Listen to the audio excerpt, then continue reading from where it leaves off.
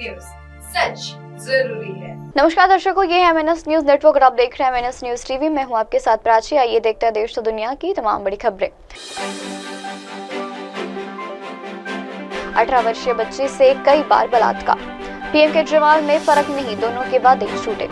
दलितों के प्रभावी वाली सीटों पर भाजपा की नजर। आइए देखते हैं खबरें विस्तार से। 8 वर्षीय बच्चे से कई बार बलात्कार के दोषी को 20 वर्ष की कारावास। ठाणे में जिले के एक विशेष पॉक्स अदालत ने 8 वर्षीय एक बच्चे से कई बार बलात्कार करने के मामले में उसके रिश्तेदार को 20 साल के कठोर कारावास की सजा सुनाई। विशेष न्यायाधीश VL भोसले ने 6 जनवरी को 75 वर्षीय आरोपी को यौन अपराध से बच्चों का संवरण करना और पॉक्स अधिनियम के तहत प्रासंगिक प्रावधान के तहत दोषी ठहरा दिया। उन्होंने कहा है कि मामले में दोषी को कम सजा दे जाने का कोई कारण नहीं है। अदालत का यह फैसला पीड़ितों को आरोपी की उम्र को ध्यान में रखते हुए देना है। यौन अपराध के तरीके और अपराध के बेहद आपत्तिजनक एवं शर्मसार आचार्य पर विचार करने के बाद आया। इसे मीरा रोड इलाके के नालन नगर निवासी दोषी पर 1000 रुपए का जुर्माना भी लगाया गया।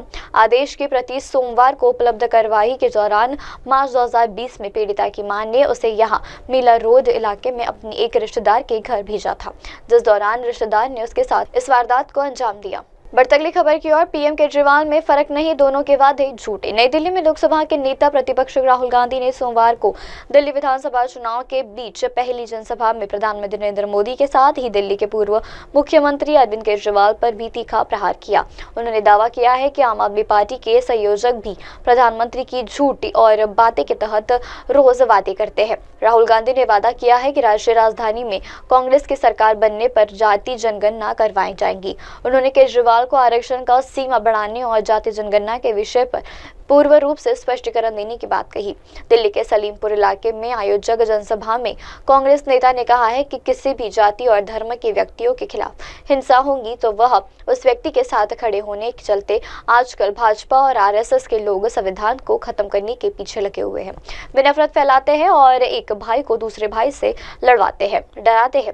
देश की व्यवस्था में पिछड़े वर्गों को भागीदारी बहुत कम है, जबकि उनकी आबादी 50% ज्यादा है। जब मैं जाति जनगणना की बात करता हूँ तो मोदी जी और केजरीवाल के मुंह से कभी कोई शब्द नहीं निकलता। दोनों चाहते हैं कि पिछड़े वर्ग, दलित, आदिवासी और अल्पसंख्यकों को भागीदारी नहीं मिले। बढ़ती अगली खबर की ओर। दलितों के प्रभाव वाली सीटों पर भाजपा की नजरें। दिल्ली विधानसभा चुनाव के मद्देनजर भाजपा द्वारा महीनों तक चलाए गए संपर्क अभियान के आधार पर यहां एक दलितों के प्रभाव वाली विचारधाराओं के चलते क्षेत्र में पार्टी के प्रदेश में उल्लेखनीय सुधार होने की उम्मीद है। दिल्ली के अनुसूचित जाति के लिए आरक्षित 12 निर्वाचन क्षेत्र सहित 30 विधानसभा क्षेत्र के, जिनमें से दलित समुदाय के मतदाताओं 17 से 75 सीटों तक लड़ेंगे। उन्होंने बताया कि 12 आरक्षित निर्वाचन क्षेत्रों के अलावा राजेंद्र नगर, चांदनी चौक, आदर्श नगर, शाहदार, तालुकाबाद, बिस्वाना सहित 18 अन्य सीटें हैं, जहां अनुसूचित जाति समुदाय के वोट 25% है, जहां भाजपा और उनके अनुसूचित जाति मोर्चे के पिछले कई महीनों में से काम आएंगे। 8 वर्षीय बच्चे से कई बार बलात्कार के दोषी को 20 वर्ष की कारावास देने के बाद यह करार मौजूदगी में आया। वक्त तो चाहे दर्शकों ब्रेक लौटने के बाद देखिएगा देश और दुनिया की तमाम बड़ी खबरें। बने रहिए MNS न्यूज टीवी पर। नमस्कार। Hi, this is Abhijeet Sawant and you are watching MNS news. आप देख रहे हैं MNS न्यूज, सच जरूरी।